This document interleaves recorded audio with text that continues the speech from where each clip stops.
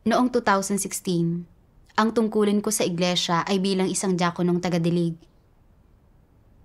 Noong panahong iyon, ang isang leader ng iglesia na inaapi ng isang antikristo ay namumuhay sa pagkanegatibo.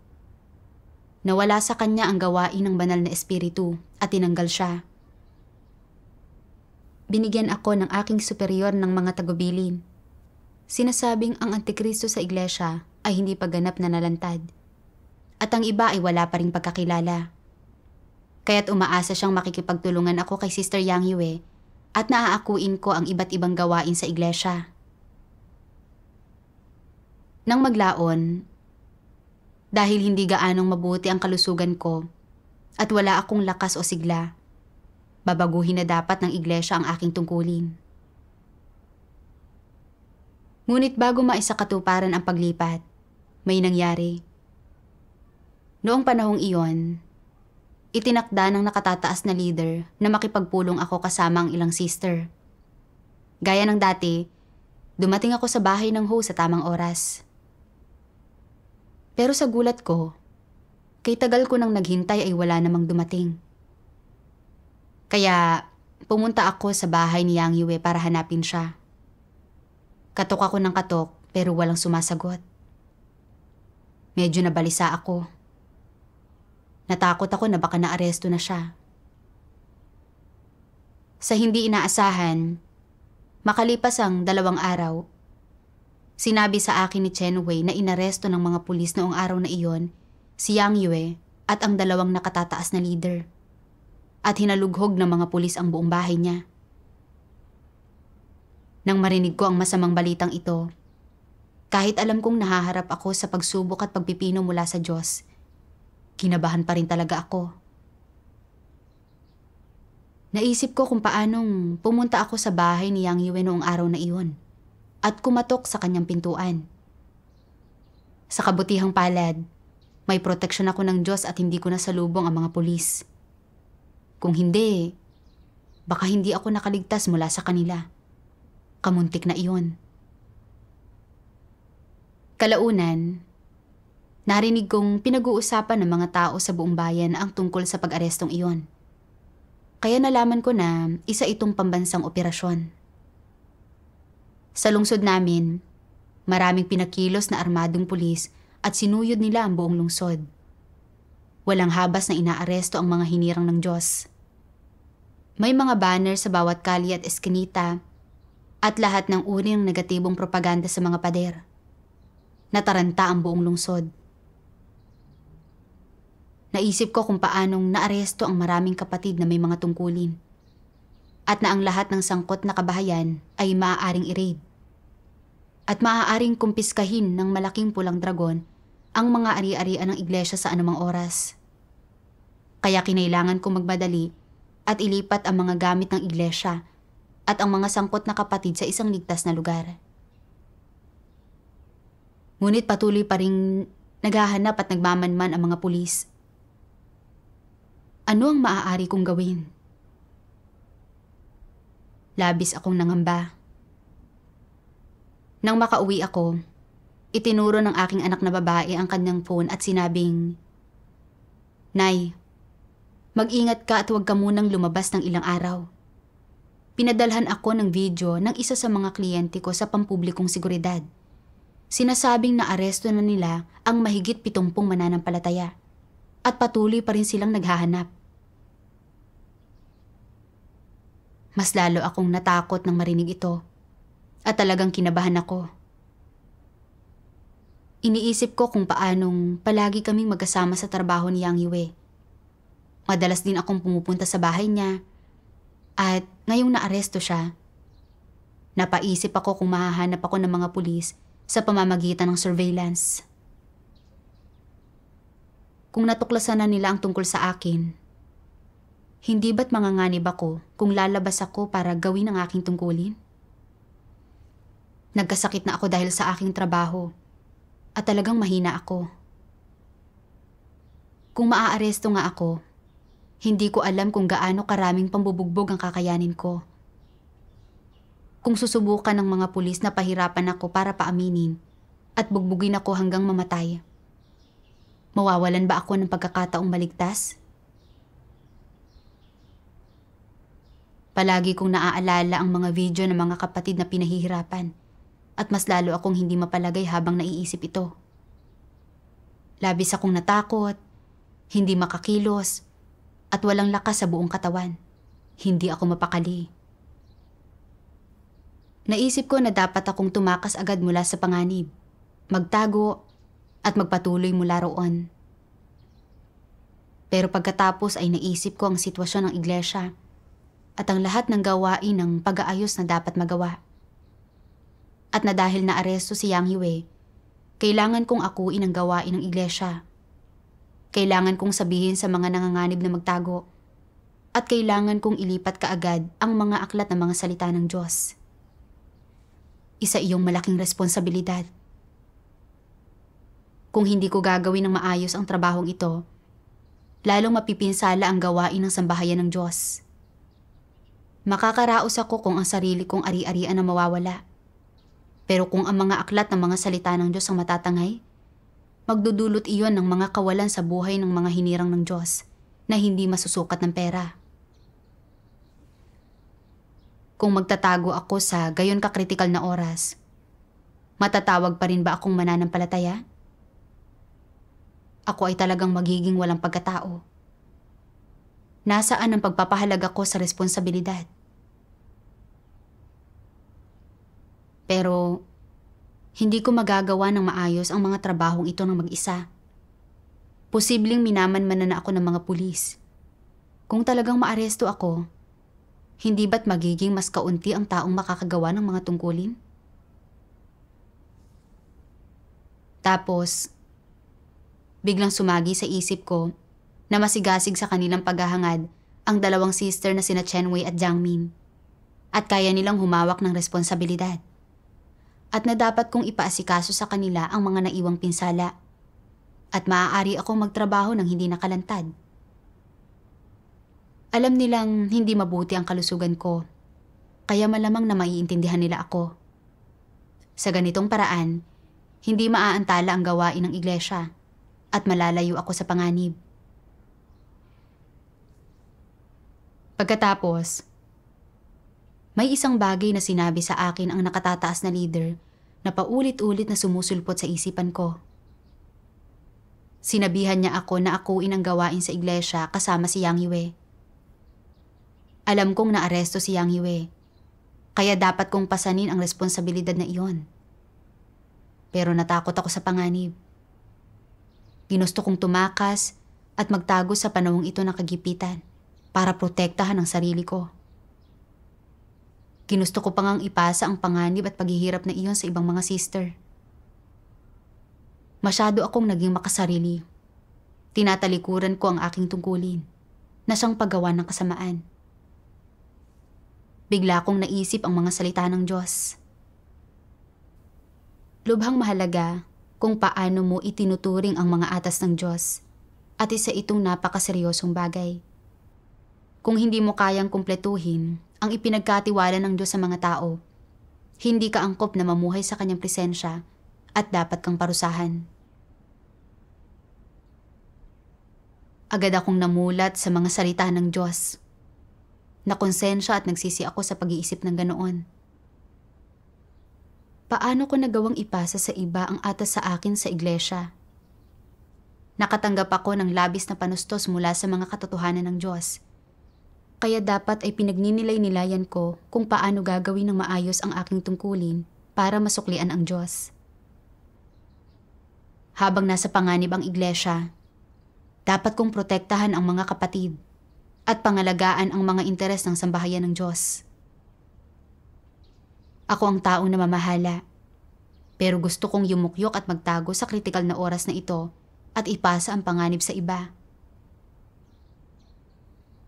Kung mananakaw ng malaking pulang dragon ang mga aklat ng salita ng Diyos at ang ari-arian ng sambahayan ng Diyos dahil sa aking pagkamakasarili, iyon ay magiging isang paglabag na hindi na mababawi.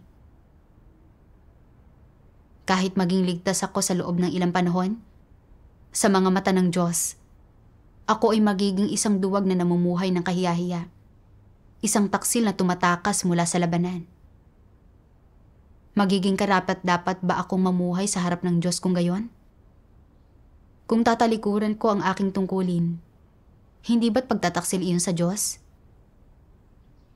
Kung gayon, ano ang magiging kabuluhan ng buhay ko? Hindi ako komportable at nakonsensya ako sa isiping ito. Ramdam ko ang labis sa pagkakautang ko sa Diyos at kinamumuhian ko ang aking sarili dahil sa pagiging kasuklam-suklam at walang kahihiyan. Palagi akong namumuhay para sa aking sarili. Pero ngayon ay kailangan ko ng isagawa ang katotohanan at mamuhay para sa Diyos. Alam ko na anuman ang kaharapin ko, ang magdasal at umasa sa Diyos ang pinakamatalinong gawin. Kaya't nanalangin ako sa Diyos. O Diyos, hindi ko alam kung pinupuntirya na ako ng mga pulis. Nanghihina at natatakot ako. Pero kung maaaresto man ako o hindi ay nasa iyong mga kamay. Ayaw kong mamuhay ng isang walang dangal na pag-iral o magtaksil sa aking konsensya at maghimagsik laban sa iyo. Maraming gawain ng pag-aalis na dapat asikasuhin kaagad para sa iglesia. Dapat kong gampanan ang aking mga responsibilidad. Diyos ko, bantayan mo po ang puso ko at bigyan mo ako ng kahandaan na dumanas ng paghihirap. Kung talagang aarestuhin at bubugbugin ako hanggang sa mamatay, iyon ay dahil pinahintulutan mo ito. Handa ako magpasakop sa iyong mga pagsasaayos at hindi ko ipagkakanulo ang mga interes ng iyong sambahayan. Pagkatapos magdasal, nabasa ko ang ilang salita ng Diyos. Sabi ng Diyos, hindi ka dapat matakot sa ganito at ganyan.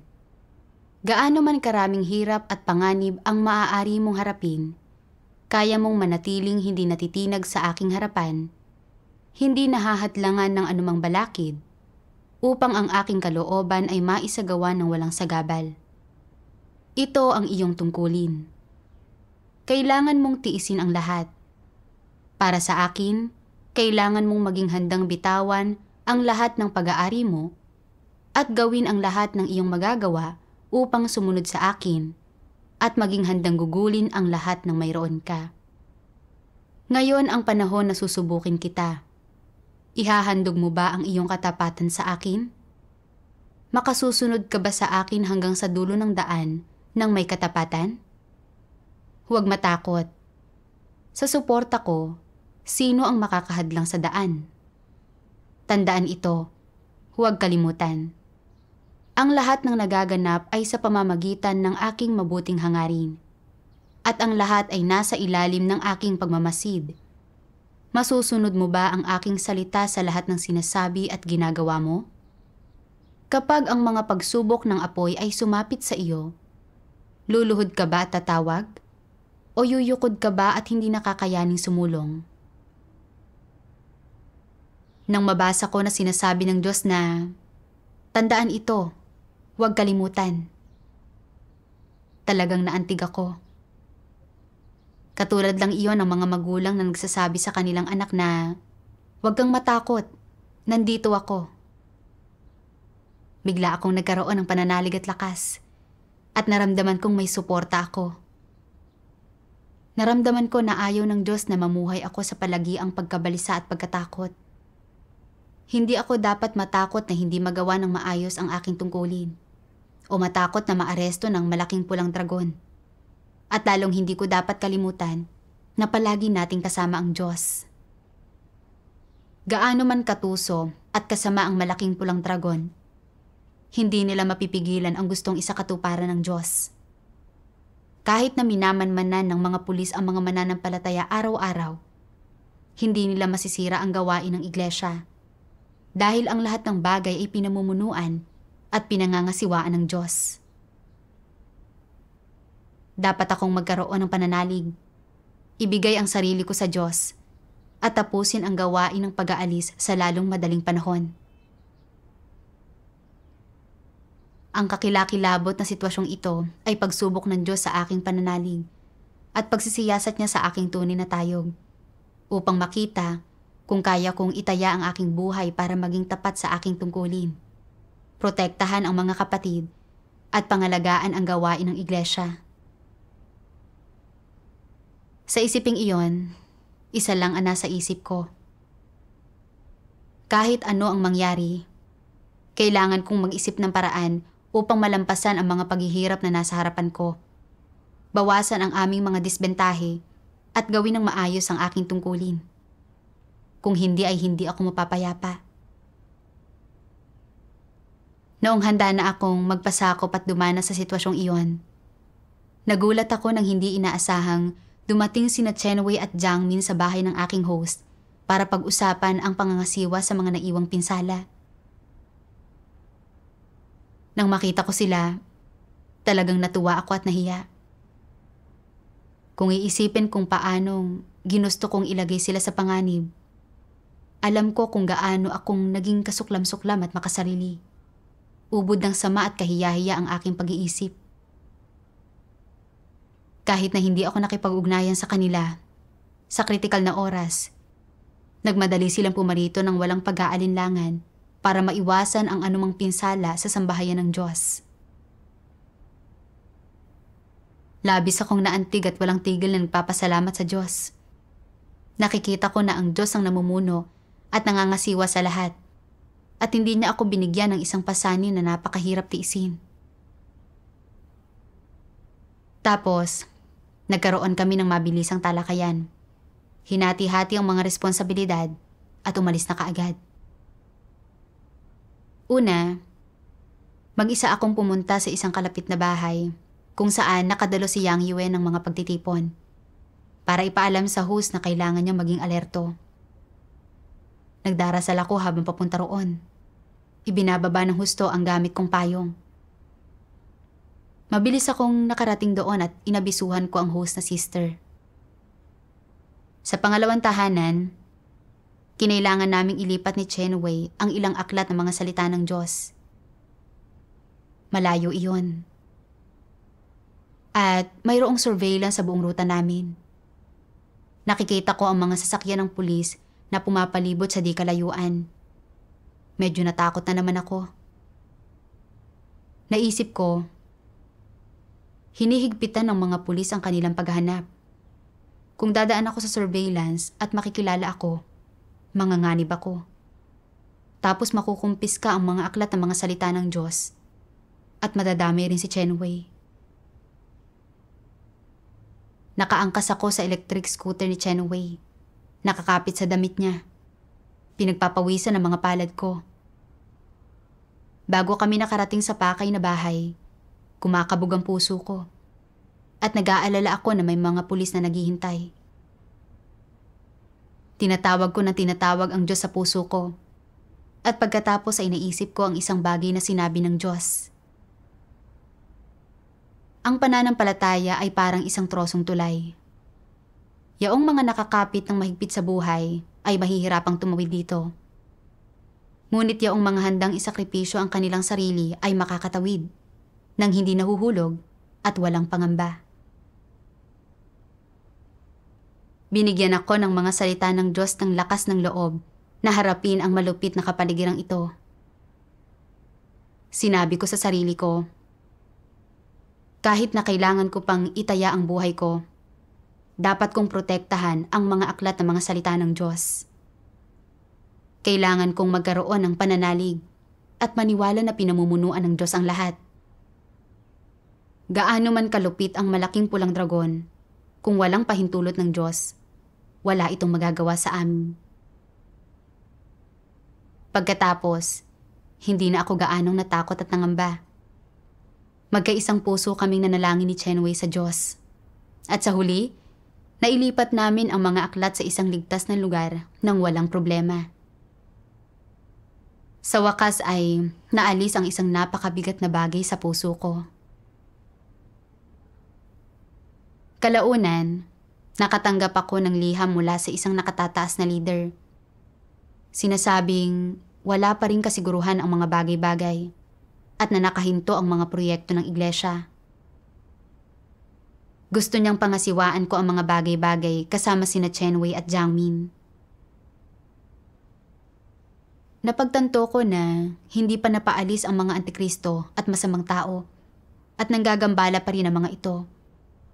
At na dapat kong akuin ang responsibilidad na iyon at alisin ang mga taong iyon para maipagpatuloy ng mga kapatid ang normal na buhay iglesia sa lalong madaling panahon.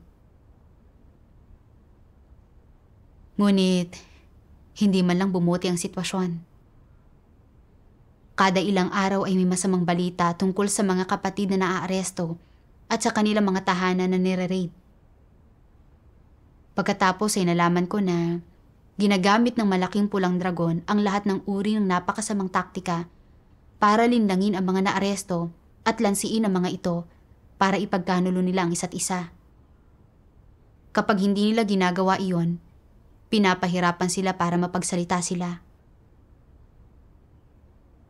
Kalaunan, may balita na si Jufang, isang huwad na leader na tinanggal sa aming iglesia, ay hindi nakayanan ang panguudyok at interogasyon ng malaking pulang dragon. Ang mga pinagsamang marahan at mabagsik na pamamaraan pagkatapos siya maaresto, at sa loob ng ilang araw, siya ay naging isang Judas at ipinagkanulo niya ang Diyos. Muli akong nabalisa nang marinig ang balitang ito. Palagi ko itong iniisip at hindi ako makatulog ng gabing iyon. Pakiramdam ko ay nakikita ko ang mga mukha ng mga nagdurusang kapatid na nakaupo sa upuang pang-torture. Naisip ko rin kung paanong alam ni Jufang ang lahat tungkol sa gawain ng iglesia at kung saan ako nakatira. Kung nagawa niyang ipagkanulo ang Diyos, sino ang nakakaalam kung kailan niya ako ipagkakanulo? Kung maaaresto ako, makakayanan ko ba ang malupit na pagpapahirap? Hindi ba katakot-takot kung sa kulungan ako mamamatay? Habang iniisip ang mga ito, nasadlak na ako sa kadiliman. Wala akong naramdamang pasanin sa tungkuling dapat kong gawin at tuluyan na akong nawalan ng lakas. Habang papunta ako sa maliliit na pagtitipon, kinakabahan talaga ako kapag may dumadaang sasakyan ng pulis. Habang dumadaan sa lugar kung saan inaresto ang ilang kapatid, kinakabahan ako at natatakot na maaresto. Iniisip ko, pwede akong magtago saglit, maghintay hanggang sa maging maayos ang mga bagay, at pagkatapos ay makipagkita na sa iba. Pero hindi ako mapakali sa isiping iyon. Naisip ko ang Antikristo at masasamang tao na malaya lang sa iglesia. Patuloy nilang gagambalain ang mga bagay-bagay. At kung patuloy akong mamumuhay ng naduduwag at natatakot sa kamatayan, hindi ako makakagampan ng maayos o makapagbibigay ng patotoo. At kaya magiging isa akong katatawanan ni Satanas. Naisip ko, ang lahat ay ipinapanganak, tumatanda, nagkakasakit at namamatay. Kaya bakit ba ako takot na takot sa kamatayan? Higit sa lahat, masyado kong pinoprotektahan ang aking sarili. Natakot ako na hindi ako magkakaroon ng magandang katapusan sa kabila ng aking pananalig. At sa halip, mapapahirapan at mabubugbog ako ng malaking pulang dragon hanggang sa mamatay. Magtitiis ng matinding sakit. Ilang taon pa lang akong mananampalataya at hindi ko pa nauunawaan ang katotohanan. Kung mamamatay ako ng ganoon, mawawalan ako ng pagkakataong kumain at uminom ng mga salita ng Diyos. Maranasan ang kanyang gawain at maligtas. Kung gayon, hindi ba't magiging walang saysay ang aking pananalig? Habang mas iniisip ko ito, mas nagiging mahirap itong tanggapin. Kaya nagdasal ako sa Diyos kaagad.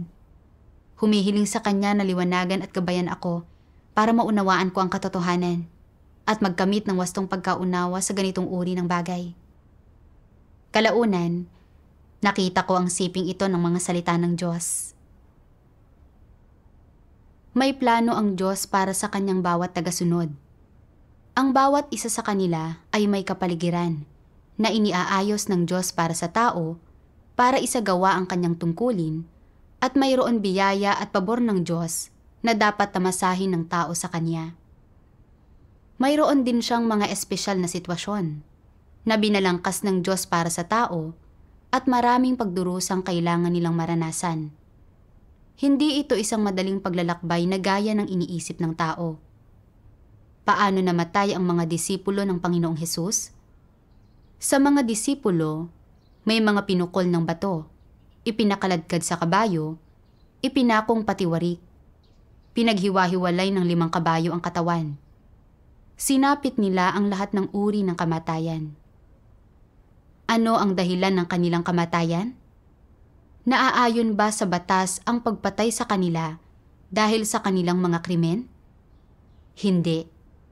Sila ay kinondena, binugbog, binulyawan at pinatay dahil ipinalalaganap nila ang ebanghelyo ng Panginoon at tinanggihan ng mga tao ng mundo. Ganyan kung paano sila minartir. Huwag nating pag-usapan ang pangwakas na katapusan ng mga martir na iyon o ang pagpapakahulugan ng Diyos sa kanilang gawi. Bagkus ay itanong ito. Nang sumapit sila sa kawakasan, umayon ba sa mga kuro-kuro ng tao ang mga paraan ng pagsapit nila sa kawakasan ng kanilang mga buhay? Hindi. Mula sa pananaw ng mga kuro-kuro ng tao, nagbayad sila ng gayon kalaking kabayaran upang ipalaganap ang gawain ng Diyos, pero sa huli ay napatay sila ni Satanas. Hindi ito umaayon sa mga kuro-kuro ng tao, ngunit ito mismo ang nangyari sa kanila. Ito ang tinulutan ng Diyos. Anong katotohanan ang mahahanap dito? Ang pagpapahintulot ba ng Diyos na mamatay sila sa ganitong paraan ay sumpa at pagkondena niya? O ito ba ay kanyang plano at pagpapala? Kapwa hindi. Ano ito? Pinagninilayan ng mga tao ngayon ang kanilang kamatayan ng may labis na dalamhati. Ngunit ganoon ang mga bagay-bagay noon. Namatay sa ganoong paraan ang mga naniwala sa Diyos. Paano ito maipaliliwanag? Kapag binanggit natin ang paksang ito, ilagay ninyo ang inyong mga sarili sa kanilang katayuan. Kaya, malungkot ba ang inyong mga puso at may nararamdaman ba kayong nakatagong kirot? Iniisip ninyo, tinupad ng mga taong ito ang kanilang tungkuling maipalaganap ang ebanghelyo ng Diyos at dapat ituring na mabubuting tao.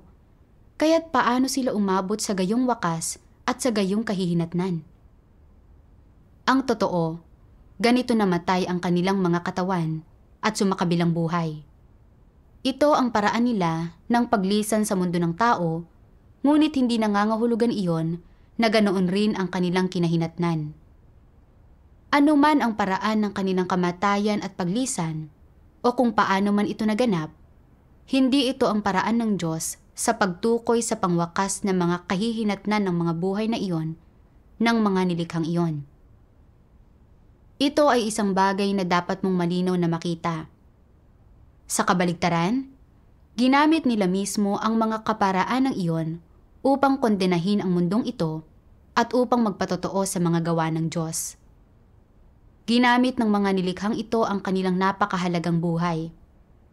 Ginamit nila ang huling sandali ng kanilang buhay upang magpatotoo sa mga gawa ng Diyos, upang magpatotoo sa dakilang kapangyarihan ng Diyos, at upang ipahayag kay Satanas at sa mundo na tama ang mga gawa ng Diyos, na ang Panginoong Hesus ay Diyos, na siya ang Panginoon, at ang nagkatawang taong laman ng Diyos. Kahit hanggang sa huling sandali ng kanilang buhay, hindi nila kailanman itinatuwa ang pangalan ng Panginoong Hesus. Hindi ba ito isang anyo ng paghatol sa mundong ito? Ginamit nila ang kanilang mga buhay upang ipahayag sa mundo, upang tiyakin sa mga tao na ang Panginoong Hesus ay ang Panginoon, na ang Panginoong Hesus ay Kristo, na siya ang katawang tao ng Diyos, na ang gawain ng pagtubos na ginawa niya para sa buong sangkatauhan ay nagpapahintulot sa sangkatauhan na patuloy na mabuhay. Hindi nagbabago ang katotohanan ito magpakailanman. Yaong mga naging martir dahil sa pagpapalaganap ng ebanghelyo ng Panginoong Hesus, hanggang sa anong punto nila tinupad ang kanilang tungkulin? Hanggang sa pinakahuling punto ba? Paano na ipakita ang pinakahuling punto? Inialay nila ang kanilang buhay. Tama iyan. Buhay nila ang kanilang naging kabayaran. Pawang panlabas na mga bagay ang pamilya, kayamanan, at ang material na mga bagay sa buhay na ito. Ang tanging bagay na may kaugnayan sa sarili ay ang buhay. Sa bawat nabubuhay na tao, ang buhay ang bagay na pinakakarapat-dapat na pakaingatan.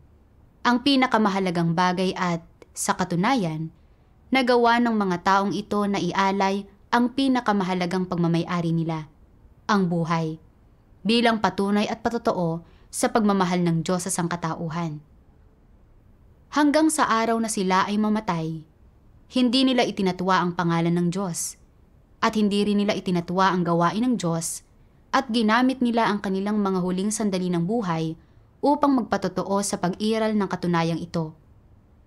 Hindi ba ito ang pinakamataas na anyo ng patotoo? Ito ang pinakamahusay na paraan ng pagganap ng isang tao sa kanyang tungkulin. Ito ang pagtupad ng isang tao sa kanyang pananagutan. Nang pagbantaan at takutin sila ni Satanas, at sa huli, kahit pa nang ipabayad sa kanila ang kanilang mga buhay, hindi nila tinalikdan ang kanilang responsibilidad. Ito ang kahulugan ng pagtupad ng isang tao sa tungkulin hanggang sa pinakasukdulang punto. Ano ang ibig kong sabihin dito? Ibig ko bang sabihin na gamitin ninyo ang ganoon ding paraan upang magpatotoo sa Diyos at upang maipalaganap ang kanyang ebanghelyo? Sadyang hindi kinakailangang gawin mo ang ganoon. Ngunit dapat mong maunawaan na ito ay iyong pananagutan, na kung kinakailangan ng Diyos na gawin mo ito, dapat mo itong tanggapin bilang iyong obligasyon. Tinulungan ako ng mga salita ng Diyos na mas malinaw na makita ang isyu ng kamatayan. Natutunan ko kung anong pag-iisip ang dapat kong taglayin sa mga sitwasyon ng buhay o kamatayan. At napalagi akong napipigilan ng aking pagkatakot sa kamatayan. Higit sa lahat, dahil hindi ko lubusang nauunawaan ang katotohanan na ang Diyos ang namumuno sa ating mga kapalaran. Kahit na marami akong nabasang mga salita ng Diyos bilang isang mananampalataya, at naunawaan ko sa teorya na ang Diyos ay namumuno at nagsasaayos ng ating buhay at kamatayan, wala akong tunay na personal na karanasan o pagkaunawa. Nakita ko rin ang aking malubhang kapintasan. Ang pangunahing dahilan ng aking takot sa kamatayan ay dahil natatakot akong mapahirapan at pisikal na magdusa bago mamatay. At natatakot ako na hindi ako magkakaroon ng magandang katapusan at tantungan kung mamamatay ako. Pakiramdam ko ay magiging isang kalunos-lunos na kamatayan kung hahayaan kong pahirapan ako ng malaking pulang dragon hanggang sa mamatay. Lalo na nang maisip ko ang napakaraming kapatid na inaaresto at pinahihirapan. At nang nabalitaan ko kung paanong ipinagkanulo ni Jufang ang Diyos. Natakot ako na ipagkakanulo niya rin ako. Nag-alala ako na baka maranasan ko rin ang gayong uri ng kahindik-hindik na pagpapahirap. O mamatay pa nga mula rito. Talagang hindi ako masaya. Pero, sa totoo lang, ang pisikal na paghihirap ay hindi ang pinakamatinding pasakit. Kung hindi natin kakayanin ang pagpapahirap at ipagkakanulo natin ang Diyos, papaparusahan ang ating kaluluwa. Iyon ang pinakamatinding pagdurusa at hindi matitiis na pasakit. Naisip ko ang mga Judas at mga nagtaksil sa Diyos at ang mga tinalikuran ng banal na espiritu pagkatapos. Sinabi nila na kasing sakit iyon ang tila pinupunit ang kanilang puso at hindi nila alam kung paano magpapatuloy na mabuhay. Na para bang sila ay mga bangkay na walang kaluluwa. Walang iba kundi mga zombie. Ang pamumuhay ng ganoon ay magiging mas masakit kaysa sa mapahirapan hanggang sa mamatay. Tapos, naisip ko si Pedro. Pagkatakas niya sa bilangguan, nagpakita sa kanya ang Panginoong Hesus at sinabing, "Ipapapako mo ba akong muli para sa iyo?" Naunawaan ni Pedro ang ibig sabihin ng Diyos at alam niya na dumating na ang araw ng Diyos para makapagbigay siya ng patotoo. Nagpasakop siya, handang sumunod hanggang sa kanyang kamatayan. Ibigay ang lahat-lahat niya at magpapako sa krus para sa Diyos. Alam ni Pedro na ang pagpapapako sa krus ay nangangahulugan ng matinding sakit. Ngunit pinili pa rin niyang magpasakop sa Diyos upang makapagbigay ng maganda, matunog na patotoo para sa Diyos at maipahiya si Satanas. Nang maisip ko ang pagpapasakop ni Pedro sa Diyos, hiyang-hiya ako. Napuno ako ng takot sa ideya ng kamatayan at mayroon akong mga hinihingi sa Diyos. Umaasang hindi ako mamamatay sa pasakit at magkakaroon ako ng magandang hantungan. Paano iyon naging makatwiran o masunurin? Pero napagtanto ko na kapag pinipinsalan ni Satanas at nahaharap sa kamatayan, tanging ang makapagsakripisyo ng sarili nating buhay ang tunay na makabuluhan at ang pinakamagandang patotoo.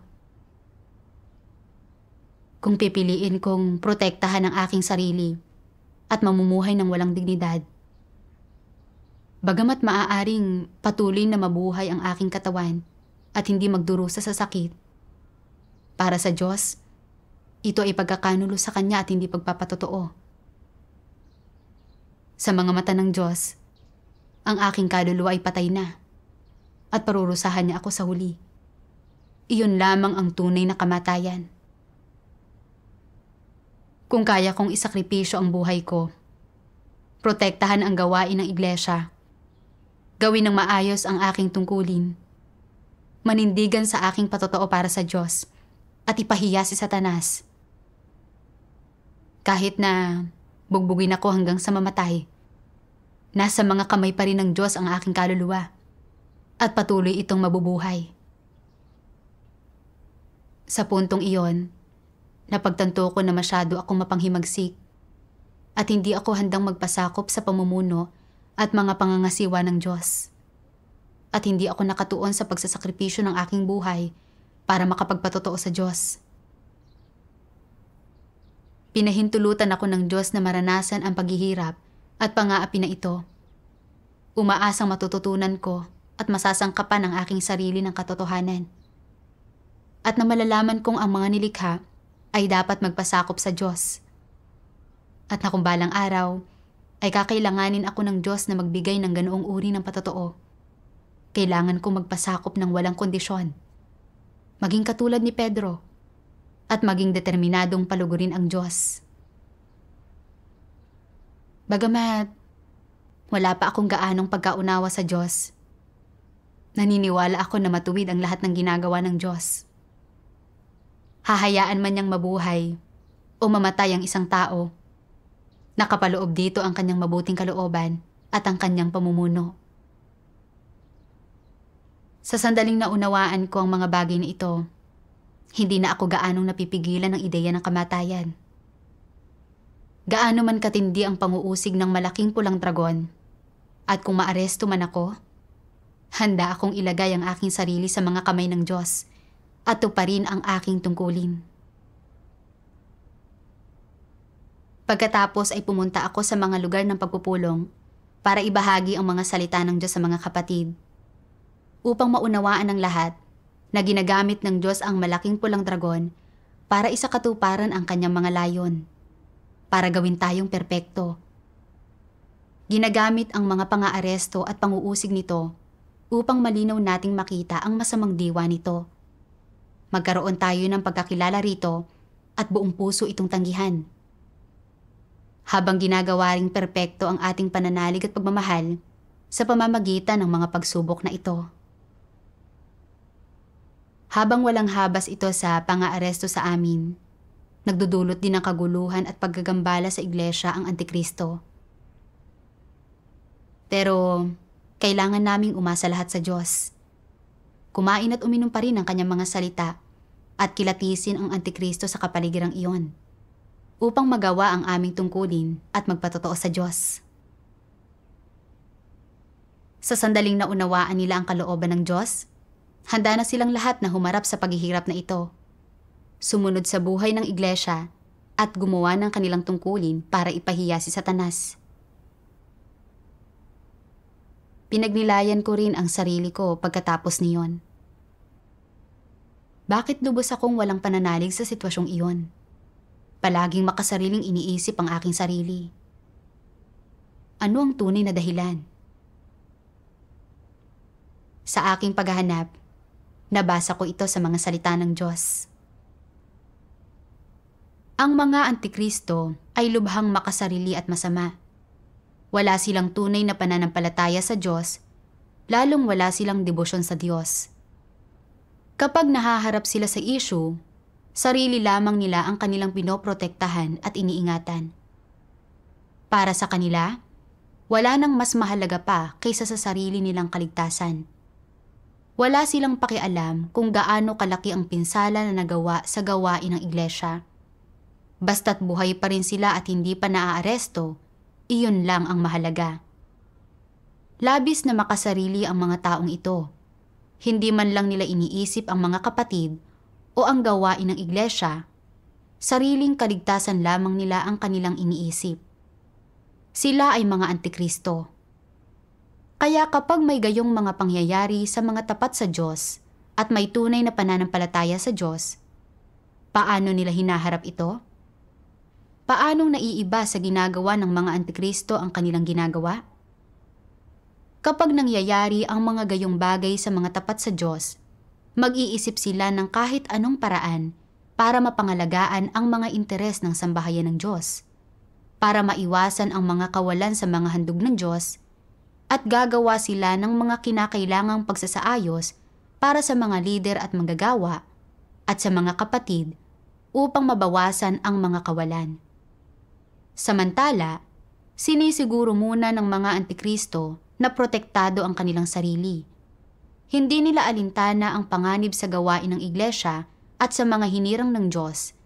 At kapag nahaharap sa pang-aaresto ang iglesia, nagre-resulta ito sa kawalan sa gawain ng iglesia. Tatalikuran ng isang Antikristo ang gawain ng iglesia at ang mga handog ng Diyos, at hindi nila isinasaayos na pangasiwaan ng mga tao ang mga naiwang pinsala. Katulad ito ng pagpapahintulot sa malaking pulang dragon na kamkamin ang mga handog ng Diyos at ang kanyang mga hinirang. Hindi ba't isa itong lihim na pagtataksil sa mga handog ng Diyos at sa kanyang mga hinirang? Kapag malinaw na alam ng mga tapat sa Diyos na mapanganib ang isang kapaligiran, hinaharap pa rin nila ang panganib na pangasiwaan ang gawain ng paglilinis sa mga naiwang pinsala at sinisikap nilang panatilihing kakaunti lang ang mga kawalan sa sambahayan ng Diyos bago sila mismo ang umatras. Hindi nila inuuna ang kanilang sariling seguridad. Sabihin mo sa akin, sa masamang bansang ito ng malaking pulang dragon, sino ang makatitiyak na walang anumang panganib sa pananampalataya sa Diyos at sa pagtupad ng isang tungkulin? Ano man ang tungkuling akuin ng isang tao, may nakapaloob na panganib dito. Gayunpaman, ang pagganap sa tungkulin ay iniatas ng Diyos. At habang sinusunod ang Diyos, dapat tanggapin ng isang tao ang panganib sa pagganap ng kanyang tungkulin. Dapat gumamit ng karunungan ang isang tao at kailangan niyang gumamit ng mga hakbang para matiyak ang kanyang seguridad, ngunit hindi niya dapat unahin ang pansarili niyang seguridad. Dapat niyang isaalang-alang ang kalooban ng Diyos, unahin ang gawain ng sambahayan ng Diyos, at unahin ang pagpapalaganap ng Ebanghelyo. Ang pagkumpleto sa atas ng Diyos sa iyo ang pinakamahalaga, at ito ang prioridad. Pangunahing prioridad ng mga Antikristo ang kanilang personal na seguridad. Naniniwala sila na walang anumang kinalaman sa kanila ang iba pang bagay. Wala silang pakialam kapag may nangyayari sa ibang tao, kahit sino man ito. Hanggat walang masamang nangyayari sa mismong mga antikristo, panatag ang pakiramdam nila. Wala silang anumang katapatan na natutukoy sa kalikasang diwa ng antikristo.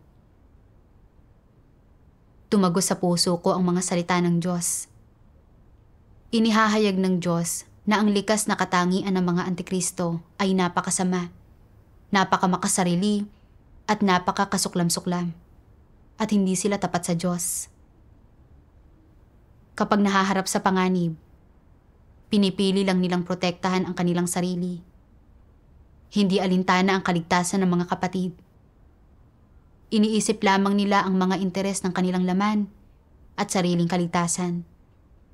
Hinahayaan na madakip ang mga hinirang ng Diyos at makumpiska ang mga handog sa Diyos. Sa paggawa nito, lihim nilang ipinagkakanulo ang mga kapatid at ang mga interes ng sambahayan ng Diyos. Ganoon kumikilos ang mga antikristo. Pero noong una, mayroon akong makasarili at kasuklam-suklam na mga kaisipan at ideya na talagang nagbunyag sa aking antikristong disposisyon. Nang maaresto si Yang Yue, marami pang iba ang kinailangan maabisuhan at kinailangan kong akuin ang responsibilidad sa paglipat ng mga aklat ng mga salita ng Diyos kaagad. Pero natakot akong mahuli ng malaking pulang dragon at mapahirapan at mabugbog hanggang sa mamatay. Pagkatapos ay mawalan ng pagkakataong maligtas. At kaya, ginusto kong talikuran ang aking tungkulin. Bilang isang leader, ako ang responsable sa gawain ng iglesia. Responsibilidad kong protektahan ang kaligtasan ng iba at tiyaking hindi makokompromiso ang mga interes ng iglesia. Subalit noong may panganib, hindi ko man lang inisip ang iba, kundi ang sarili kong buhay o kamatayan lamang. Ang anumang bagay tungkol sa iba at sa mga interes ng iglesia ay huli ko nang pinag-iisipan noong panahong iyon. Para bang wala akong simpatsya sa kanila kung maaresto, mabugbog, o masaktan sila. Pakiramdam ko ay walang kinalaman sa akin ang mga kawalan sa mga interes ng sambahayan ng Diyos. At sapat na ang panatilihing ligtas ang aking sarili. Bakit masyado akong walang pagkatao, kasuklam-suklam, at mapaminsala? Ang mga tapat sa Diyos ay inuuna ang mga interes ng sambahayan ng Diyos sa lahat ng bagay. Pero noong may nangyari, ginusto ko na lang natalikuran ang aking tungkulin at lihim na magtago. Umaasa ako na hindi ko kakailanganing gumawa ng anumang mapanganib o humarap sa anumang bagay na maaari kong ikamatay. Maraming beses na ginusto kong ipasa ang delikadong gawain kina Chen Wei at Jiang Min. Bagamat hindi ko naman talaga ginawa ang mga bagay na iyon, talagang matinding umuusbong ang mga saloobin at ideya ko. Ang disposisyon kong ito ay kasing sama at kasing kasuklam-suklam ng sa mga antikristo. Sa katunayan, nasa bingit na ako ng paggawa ng kasamaan. Sa kabutihang palad, hinatulan, inilantad, at ginabayan ako ng mga salita ng Diyos bago pa mahuli ang lahat. Kaya't bagamat muntikan na, ay nakaiwas pa rin ako sa paggawa ng kasamaan. Kung hindi, kamumuhian sana ako ng Diyos at itatakwil. Nang mapagtanto ko ito, sa wakas ay ganap kong naunawaan kung gaano kahalaga na maranasan ang paghatol at pagkastigo ng mga salita ng Diyos. Sa mga sumunod na araw, walang humpay na inaresto at inusig ng malaking pulang dragon ang mga miyembro ng iglesia. Ang isang sister na inilipat mula sa ibang lugar ay inaresto habang ginagawa ang kanyang tungkulin. At ang isa pang miyembro ng iglesia na inalis na ay naaresto rin. Nakakabalisa pa rin ang mga bagay-bagay. Nabasa ko ito sa mga salita ng Diyos kalaunan. Talaga bang namumuhi kayo sa malaking pulang dragon? Talaga bang tunay ninyong kinamumuhian ito? Bakit ba napakaraming beses ko na kayong natanong? Bakit ko ba palaging itinatanong sa inyo ang bagay na ito ng paulit-ulit? Anong imahe ng malaking pulang dragon ang nasa inyong puso? Talaga bang naalis na ito? Talaga bang hindi ninyo ito itinuturing na inyong ama? Dapat mahiwatigan ng lahat ng tao ang layunin ko sa aking mga tanong. Hindi ito para pukawin ang galit ng mga tao, ni hindi para mag-udyok ng paghihimagsik sa tao, ni hindi para matagpuan ng tao ang kanyang sariling daan palabas, kundi para tulutan ang lahat ng tao na palayain ang kanilang sarili mula sa pagkaalipin sa malaking pulang dragon. Tama ang mga salita ng Diyos. Ang bansa ng malaking pulang dragon ay parang impyerno sa lupa. Bago ko personal na naranasan ang pagtugis at pang-uusig nito, nang mabasa ko ang mga salita ng Diyos na, talaga bang namumuhi kayo sa malaking pulang dragon?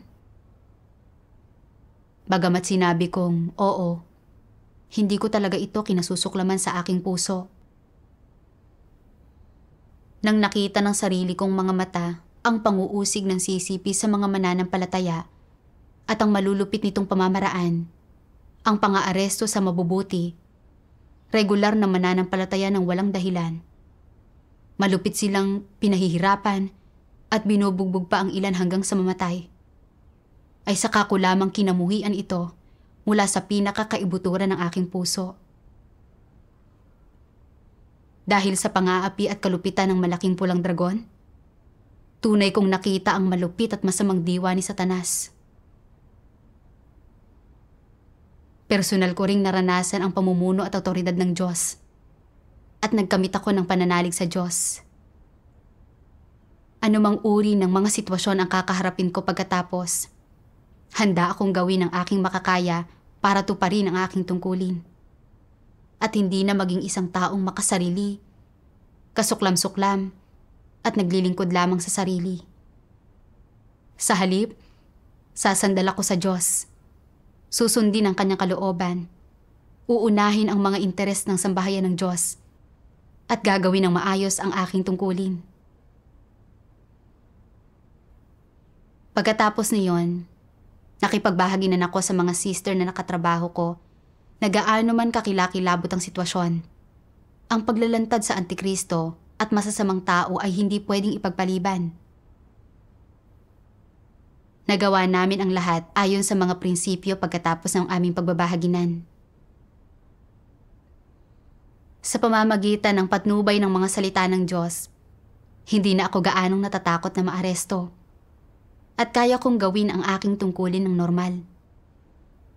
Sa huli, itiniwalag namin ang Antikristo sa iglesia nang walang problema at unti-unting nakabalik sa normal na buhay iglesia ang mga kapatid. Ang lahat ay nagpasalamat sa Diyos at pinuri nila siya.